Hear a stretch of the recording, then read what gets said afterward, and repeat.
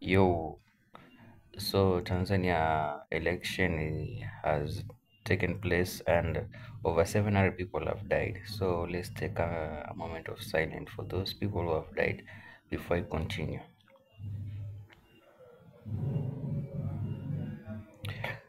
Well, it's such a sad situation in East Africa and Africa at large. The way wanasiasa wanalazimisha vitu ziende venye wanataka, hata kama wananchi hawataki, lakini wanalazimisha and ina cost maisha ya watu wengi sana. Wengi wanakufa kwa sababu wanapigania kitu ambacho iko beyond them. Lakini hivyo hivyo endeleeni kulazimisha hivyo hivyo.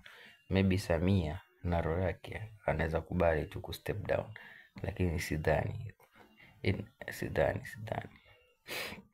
Wanasiasa vinyoga wanaangalia leadership ni kama urithi ambao wameachiwa na wazazi wao, wanapigania kama urithi wao, and si kitu kizuri.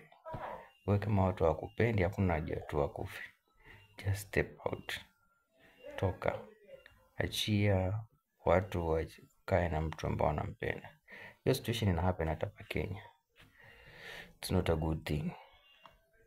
Na sijui mbona hakuna mkubwa wa president. I think unafaa kuwa na mkubwa, ana committee ambayo inaweza kuwa zaidi ya president, ambayo inaweza amua vitu. Usiwe na president pale tu ndo anaweza amua. Anafaa kuwa na committee ambayo iko juu kidogo yake, kama judiciary inafaa kuwa juu kidogo yake. Anyway, I don't know.